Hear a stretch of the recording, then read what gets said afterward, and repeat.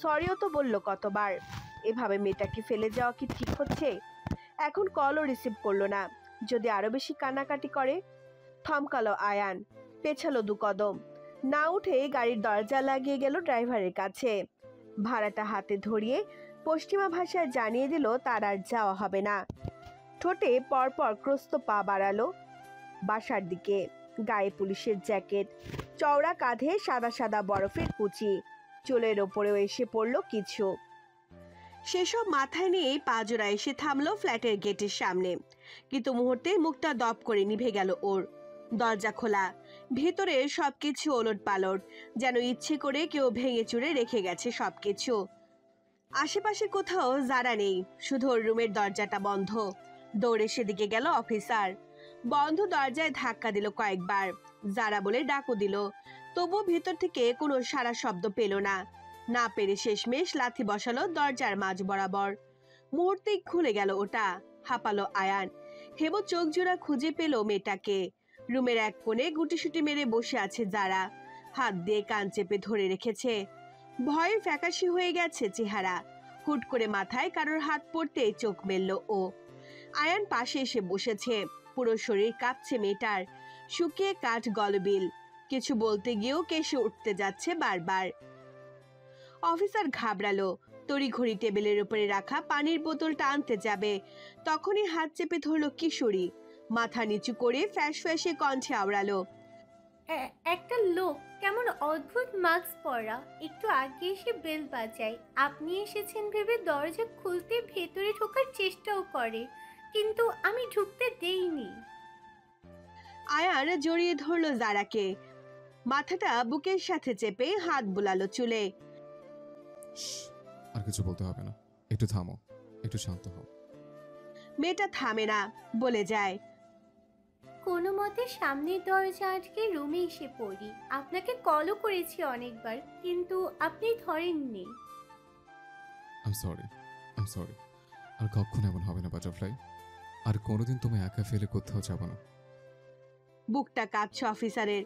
যারার কিছু হয়নি ভেবে যা একটু স্বস্তি ওর। নয়তো কি কোনোদিন ক্ষমা করতে পারতো নিজেকে? মেয়েটাকে বুকে নিয়ে উঠে দাঁড়ায় ও। রুম থেকে বের হতে যাবে, তখনই দেখে মেইন দরজায় চিরকুট লাগানো। ও ভিতরে ঢুকতে লাগিয়ে রেখে গেছে কেউ একজন। তাতে গোটা গোটা অক্ষর ইংরেজিতে লেখা, এটা তো কেবল ট্রেইলার ছিল অফিসার। ইনভেস্টিগেশন বন্ধ না করলে আসল মুভি দেখার জন্য প্রস্তুত রাখুন নিজেকে। প্রফেসরের নির্বিকার হুমকি। আর সে আর দাঁড়িয়ে থাকা হলো না। হাঁটু ভেঙে এলো যেন কথার মানে ধরতে পেরে। কাপা কাপা হাতে কোনো মতে ঠোঁট হতে আঙুল সরালো সে যাদের। পরপর এক ছুটে পালালো সামনে থেকে। অধর কামড়ে হাসলো প্রফেসর। পকেট হাত চেয়ে ফোন বের করলো সেদিকে তাকিয়েই। কিন্তু কল রিসিভ করে কানের কাছে ধরতে শুনতে পেল এক অপরিচিত পুরুষ কণ্ঠ, ভরা গলায় ছড়া কাটছে, twinkle twinkle little star, how I wonder what you are. সে যাদের চোখ মুখ শক্ত, ধারালো চোয়াল মটমটে শব্দ তুলল মুহূর্তেই। থেমে থেমে শুধল, হু আর ইউ? ফোনের ওপাশ হতে উত্তর এলো পশ্চিমা ভাষায়, কিছু মনে পড়লো প্রফেসর? এক বড় ভাই তার ছোট বোনকে কোলে নিয়ে হেঁটে হেঁটে ঘুম পাড়াচ্ছে, আর এই ছাড়াটি বলছে, হাউ অ্যাডোরেবল। প্রফেসরের কপালের রগগুলো দপদপ করলো আক্রোশে। ক্ষিপ্ত স্বরে ধৈর্যের বাঁধ ভাঙলো তার। হু দ্য পুরোটা বলার আগে ওপাশ হতে ফের ভেসে এলো সেই কণ্ঠ, your little princess sister Rusha, do you know that she is still alive? সে জাত স্তব্ধ। মাথায় শুধু ঘুরছে শেষের কথাগুলো। রুষা বেঁচে আছে? ওর ছোট্ট বোনটা বেঁচে আছে? কিন্তু কে এ লোক? শক্ত করে ফোন চেপে ধরায় আঙুলের গাঁটগুলো সাদা হলো ওর। রুষা কোথায়? দীর্ঘ এক শ্বাস ফেলল লোকটা। গিভ অ্যান্ড টেক পলিসিতে আসুন প্রফেসর। আপনি আপনার ওয়াইফকে আমার হাতে তুলে দিন, আর বোনকে নিয়ে যান, সহজ হিসাব। সে যাদের গলার স্বর অনমনীয়। দাঁতে দাঁত পিষে ইংরেজিতেই বলল, আমার ওয়াইফ আর বোনের উপর নজর দেওয়ার আগে নিজের কবরটাও খুঁড়ে রাখিস, নয়তো আমি ধরলে মরার পর মাটিটুকুও পাবি না। হেসে উঠল আগন্তুক, যেন ভীষণ মজার কিছু শুনেছে। লাইনটা কাটার আগে পশ্চিমা ভাষায় শুধু আওড়ালো। মিড টাউন 7th এভিনিউ, আগামীকাল ঠিক সন্ধ্যে 7টায় দেখা হচ্ছে তাহলে। শেহজাদের কথা থামে। মন্থর গতিতে ফোনের হাতটা নেমে আসে কানের পাশ হতে। দৃষ্টি অবিচল, মস্তিষ্কের প্রতিটি স্নায়ুকোষে চলছে নীরব যুদ্ধ। আরশিকে ভালোবেসে ফেলার আগেও যদি এমন কোনো কথা শুনতো, তবু আরশির গায়ে আঁচ লাগতে দিত না ও। আর এখন যখন ভালোবাসে মেয়েটাকে, তখনই কেন এত পরীক্ষা নিচ্ছে উপরওয়ালা? ঢোক গিলল মানুষটা। ঝাপসা চোখে এক পাশে আরশি, অন্য পাশে ছোট্ট রুষা। কি নিষ্পাপ দুটো মুখ। অমনি শেহজাদের মুঠো শক্ত হয় জেদে, অক্ষিপট নিবদ্ধ দৃঢ় প্রতিজ্ঞায়। বেঁচে থাকতে আরশির কোনো ক্ষতি হতে দেবে না। আর আগামীকাল সন্ধ্যায় যদি বাসায় ফেরে, তাহলে বোনকে নিয়েই ফিরবে। একবার ওরা ছোট্ট রুষাকে হারিয়েছে, কিন্তু এবার আর হারাতে দেবে না, কখনো না। তখনই পিছনে এসে দাঁড়ালো আদি। বা হাতের অনামিকায় জল করছে সদ্য বাগদানের আংটি। প্রশস্ত হেসে শুধালো। এখানে কি করছেন প্রফেসর? ফিরে চাইতেই কপালে ভাঁজ পড়ল শেহজাদের। ঠোঁটের পাশে বিদ্রোপ, বুকে হাত বেঁধে বলল, আমার বাড়িতে আমি কোথায় কি করব সে কৈফিয়ত নিশ্চয়ই তোমাকে দেব না। থমকালো আদির ফর্সা আনন্দ। জিভে ঠোঁট ভিজিয়ে আনলো সাফাই খুঁজতে। জুৎসই মতো না পেয়ে আওড়ালো। আমি তো শুধু জানতে চাইছিলাম। আই গেস তুমি এখনো পুরোপুরি আমাদের বাড়ির জামাই হওনি। এখনই সবকিছু জানার এত কিসের তারা তোমার আদি? মুখের কথা কেড়ে নিল প্রফেসর। মনে মনে ক্ষুণ্ণ হলেও চওড়া হাসিটা মুছল না আদির ওষ্ঠপুটের। হেসে হেসে বলল, come on, you are so unnecessary rude bro. দৃঢ় কদমে কাছাকাছি এগিয়ে আসলো শেহজাদ। পাশাপাশি এসে কাঁধে হাত রাখলো আদির। And you are so damn lucky that I didn't make you stop breathing, idiot. কেন, ভাবির প্রশংসা করেছি তাই? প্রফেসরের অধৈর্যরা বেঁকে এলো সহসা। চোখের চূড়ায় প্রহসন।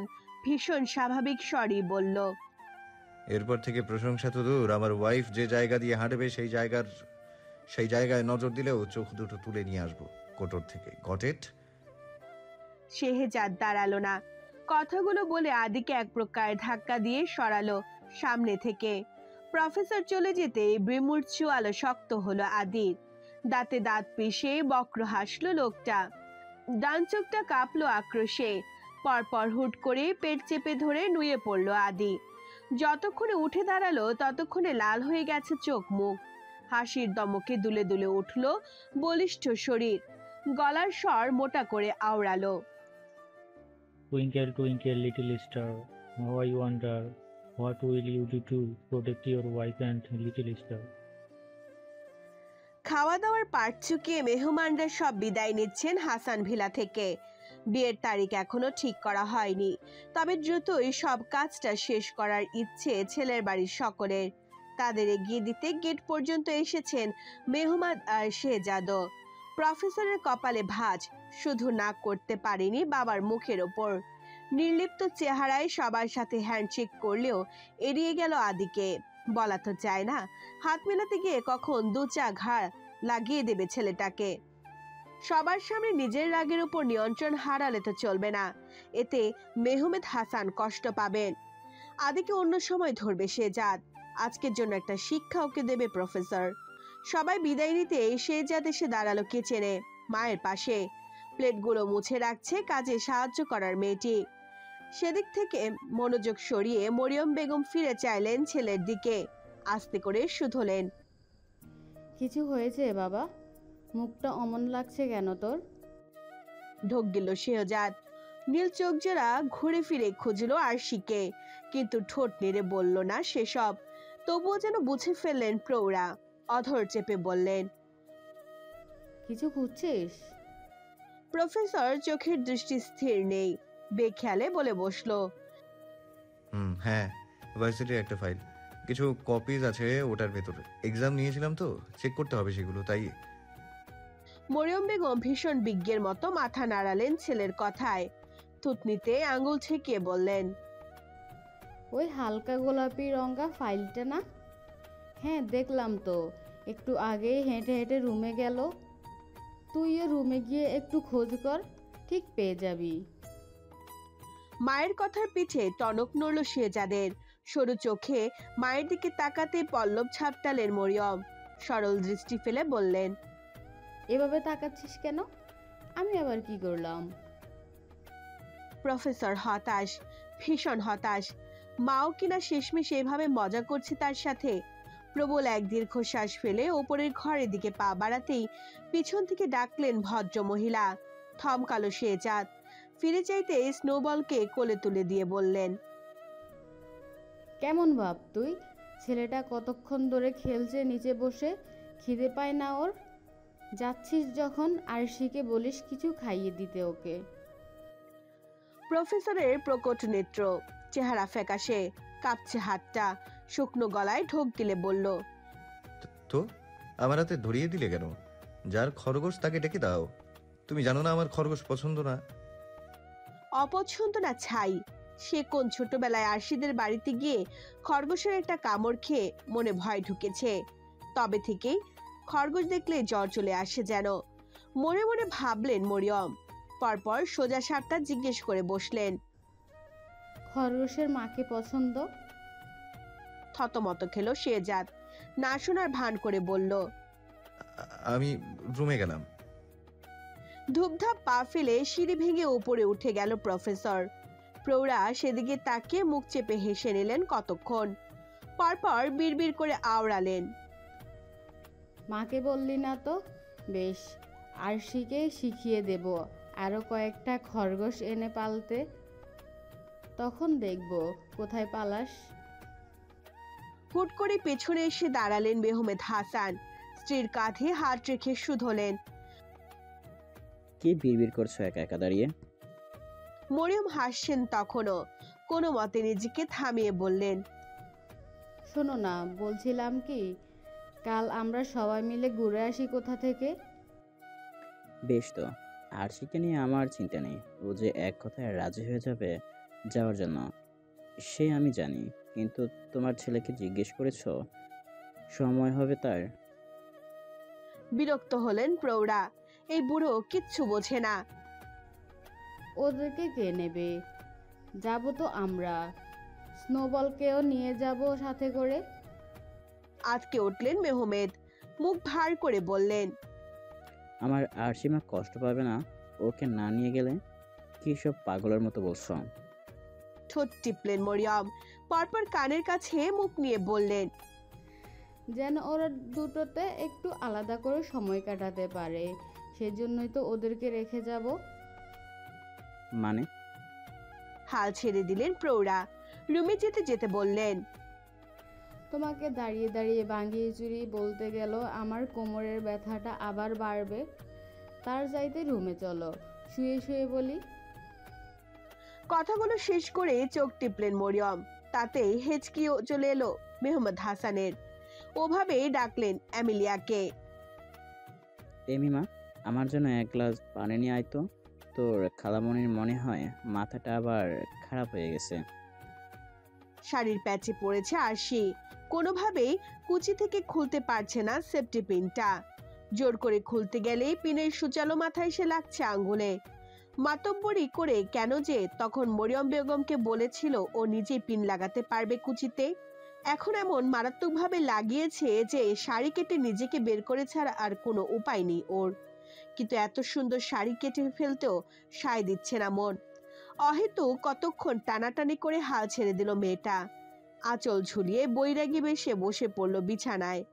শ্বাস ফেলে ঠিক করলো, না, আরেকবার চেষ্টা করে দেখবে। কোনো রকমে টান দিয়ে পিনটা ছুটাতে পারলে আর সারা জীবনে শাড়ির নাম নেবে না ও। ভাবনা মতো চটপট দাঁড়িয়ে গেল আরশি। ফের কুচি ধরেছেই না টান দিতে যাবে, অমনি দরজা ঠেলে ভিতরে ঢুকে পড়ল শেহজাদ।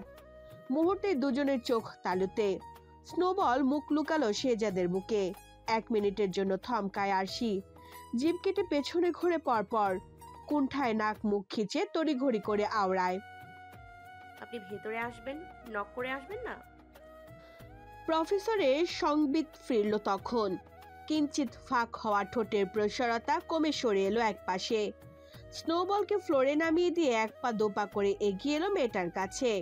ভ্রু নাচিয়ে বলল, নক করে আসলে কি করতে? খোলা পিঠে কারো গভীর শ্বাস দাপুটে সত্তায় আছড়ে পড়তে শিহরিত হলো পাতলা গতর। শরীরের লোম দাঁড়িয়ে গেল শটান।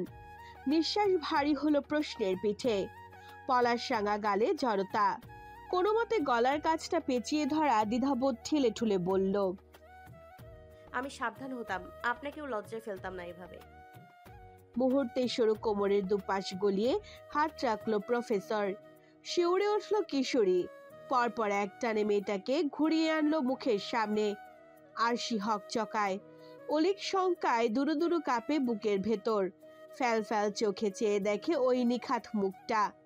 উপরওয়ালা নিজের হাতে কত নিখুঁতভাবে বানিয়েছে এই মানুষটাকে। তাকিয়ে থাকলে কখনো একঘেয়ে লাগে না, সারাদিন কথা শুনলেও বিরক্ত লাগে না, বরং স্পন্দিত হয় বক্ষ মাঝে। আন্দোলিত মস্তিষ্কের সূক্ষ্ম রগগুলো।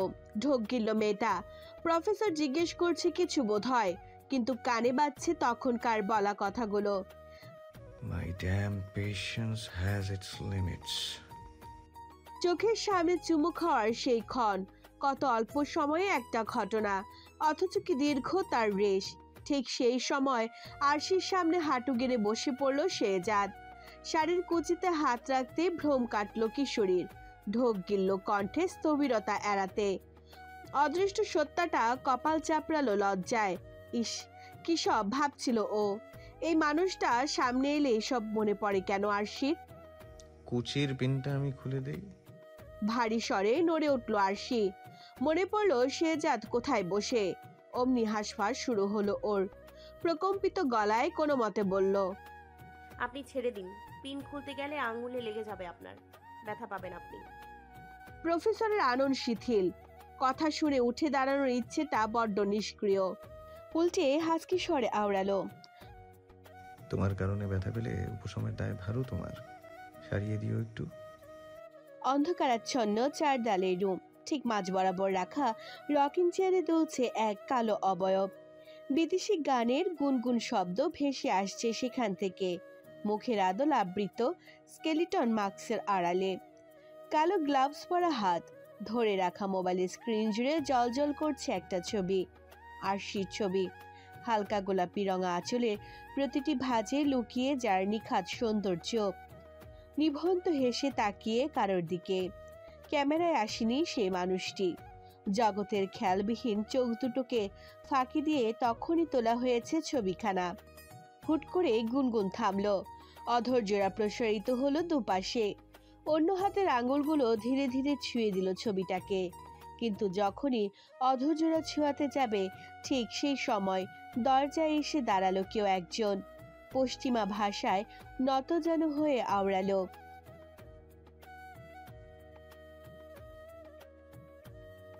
চরসূচক শব্দ করে চেয়ার ছেড়ে উঠল আদি। মোবাইলটা জিন্সের পকেটে ঝুঁকিয়ে লম্বা পা ফেলে এগিয়ে এলো হাঁটু গেড়ে বসা লোকটার দিকে। কাছে এসে নিজেও হাঁটু ভেঙে বসলো সামনে। একইভাবে স্থূল কণ্ঠে শুধলো, আর অফিসার? পরপর শুকনো ঢোক গিল লোকটা। মাথায় কোকড়ানো চুল, শ্যামবর্ণের চেহারা ভীত সন্ত্রস্ত। আমাদের পাঠানো গাড়িতে উঠেনি, উল্টো কি মনে করে যেন টাইমের আগেই ফিরে এসেছে বাসায়। আর ফিরে এলো বলেই তো। বাক্য শেষ হওয়ার আগে হুট করে চুলে টান পড়লো মানুষটার। ব্যথায় চিল্লিয়ে উঠল লোকটা। চুলগুলো মুঠোয় নেওয়া শক্ত হাত সরাতে চাইলো, কিন্তু পারল না।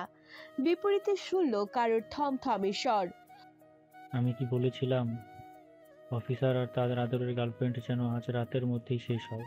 বলেছিলাম। সজোরে ওপর নিচে মাথা নাড়ালো লোকটা।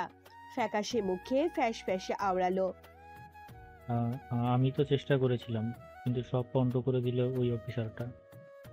বলা নেই কওয়া নেই, হুট করেই এসে হাজির। মেয়েটাকে তুলে আনা তো দূর, ছুতে পর্যন্ত পারিনি ওর জন্য। লোকটা ছটফটালো খুব, কিন্তু ঠিক সেই সময় টের পেল গলার কাছটায় ইস্পাতের ঠান্ডা স্পর্শ। দৃষ্টি সেদিকে নিতেই জমে গেল শরীর। হিমশীতল স্রোতে ভিজল শির দ্বারা। চোখের তারায় স্পষ্ট বিভ্রম। অস্পষ্ট শুধল, চা পাতি? শব্দ করে হাসলো আদি। মুঠো শক্ত করে পিছনে টানলো মাথাটা।